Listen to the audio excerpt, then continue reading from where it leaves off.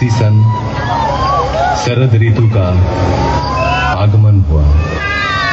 मानवता के लिए आशा भरी एक नई सुबह आई जब देश के पूर्वी प्रांत के एक छोटे से गांव हिमायतपुर बहती हुई नदी पद्मा के किनारे पैदा हुआ एक प्राण। भले बुरे के विचार से विध्वस्त धरती को राह दिखाया, आई मुक्ति पिलाया। अचंभित रह गया हर कोई जब जन्म लेते ही खिलखिला कर हंसने लगा बच्चा। पिता शिव चंद्र चक्रवर्ती, माता मनमोहन देवी। माँ ने आदर से नाम रखा अनुकूल, पूरा नाम अनुकूल चंद्र चक्रवर्ती। एक दिन पूजा के समय आसन में विग्रह की जगह खुद बैठ गए वे। डांट फटकार मिली तो कहे, पुकार तो रहा था वो मुझे। असीम लगाव था मां के प्रति। एक दिन किसी कारण मां पीछने के लिए दौड़ी। भागने लगा बच्चा। पैर में चुभती हुई गर्मी का एहसास हुआ। ख्याल आया ऐसे ही मां का पांव ही तो चलता होगा। रुक गए, थम गए। पिटाई पड़ी, उससे भी उनका हृदय आनंद से ही भरा था मां के लिए। उम्र बढ़ी, ज्ञान विज्ञान के अनंत आधार पाठशाला पहुंचे, जहां दुनिया में एक के जैसा हूबहू एक और नहीं। वहां सिखाया जा रहा था एक और एक दो नहीं मान पाए वे। और क्या, हम साधारण मानव पीछ ही तो सकते थे उन महाज्ञानी को। बारिश का एक दिन गहरी एक खाई, डूब रहा था एक बूढ़ा प्राण। बचाव के लिए पुकार रहा था, हाथ बढ़ाए हुए। जीवन बचा तो बूढ़े ने बोला, क्या तुम ही मेरे अल्लाह हो? जिंदगी भर ऐसे अनगिनत हाथ सहारा तो खोजते रहे उनका ही। उम्र और भी बढ़ती गई। पिता की इच्छा से पहुंचे कोलकाता, डॉक्टरी पढ़ गए। शहर में बिगड़ सकता है बच्चा, इस आशा से घर से पैसा तंगी से ही भेजा जाता रहा। बड़ी कठिनाइयों से गुजरे वे दिन। रहने लगे गरीब मजदूरों के बीच, पर हालात से हार नहीं मानी। असहाय साधारण जनों के हृदय में बहा दिए करुणा की धारा। समय के पलटने पर लौट आए गांव, वहां भी चलने लगा वैसा ही प्रेम और करुणा का सिलसिला। फिर एक दिन महसूस किए हर बीमारी की जड़ है मानव मन। और क्या, निकल पड़े मन की रक्षा करने। गांव में सबको इकट्ठा किए, चारों ओर गूंज उठा कीर्तन। कीर्तन में मतवाले जन जैसे आनंद के नशे में चूर। जनता का एक समूह उस भक्ति रस से दूर होती रही सारी मलिनता। रच उठा एक मधु चक्र, मानो एक एक के प्राण के घेरे में पड़ गए। उनके श्री मुख की वाणी सुनकर नवजीवन पाए सकल जन। साफ दिखने लगा जीवन का जटिल मार्ग भी। ग्रहणग्रस्त धरा को अंधियारा से राहत मिली। जो भी पास पहुंचे तन मन से हुए हर्षित। हर एक जीवन की पटकथा परिवर्तन के मूल कारण ही थे। केंद्रित कर उनको एकत्रित होने लगे। भक्ति, ज्ञानी, जिज्ञासु, संत भी पहुंचे, दुर्जन भी, त्यागी, संसारी, धनी, निराश्रय, निरक्षर, सब आते रहे आशा की किरण में परिस्नात होने।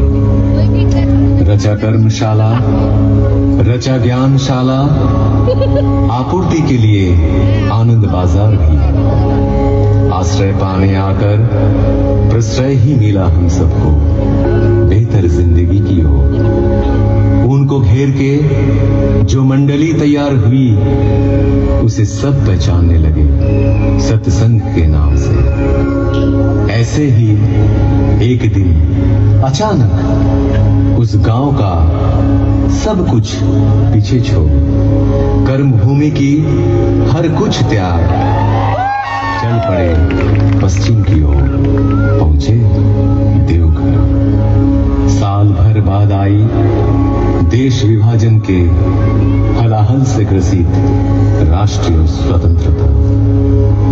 अनगिनत घर बिखरे, अनेक प्राण बिछड़े, निराशा के वक्त कितनों को शरण दिए वे। शुरू हुई वही कहानी दोबारा। महामानव की लीला का अंतिम पर्व देवघर में ही हुआ समाहित। जो रहे उनमें समाहित, जो रहे उनमें मगन, समकित हो आज भी पाते वे अपने जीवन में हर एहसास में, हर कदम में यजन, याजन, इष्ट भृति के माध्यम से नियमित, निरंतर ठाकुर को संग सुधा पाए हुए कई जन आदेश पाकर या तो अपनी इच्छा से, दिल और दिमाग से भी किए कोशिश पर असफल रहे। वो कोशिश मानो एक तितली के अपने पंख लहराकर आसमान छूने का प्रयास जैसा। उनका संपूर्ण बयान करना कठिन ही नहीं असंभव साबित हुआ। उनका व्याख्यान हो सकता नहीं, होता ही नहीं। ठाकुर की उपमा केवल ठाकुर ही है।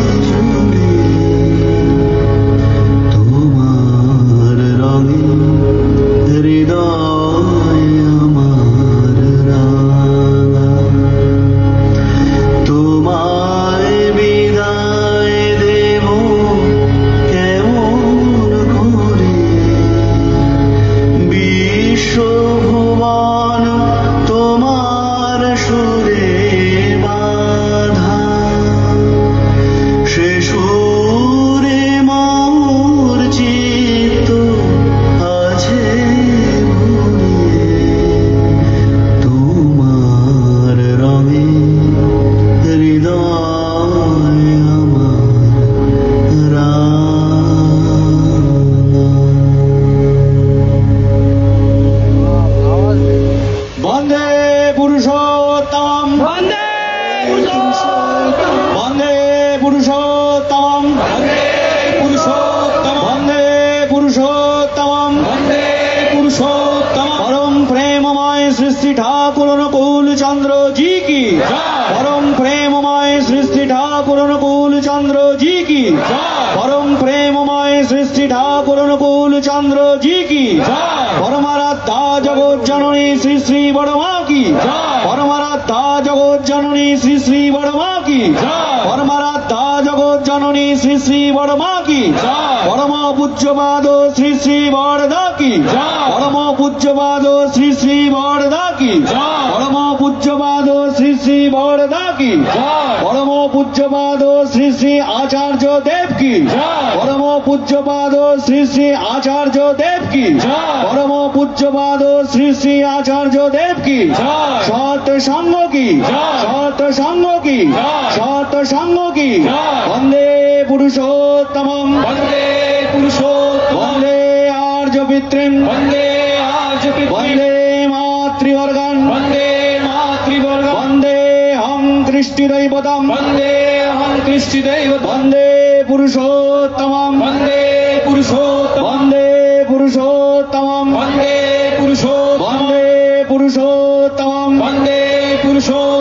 परम प्रेममय श्री श्री ठाकुर अनुकूल चंद्र जी की जय गुरु।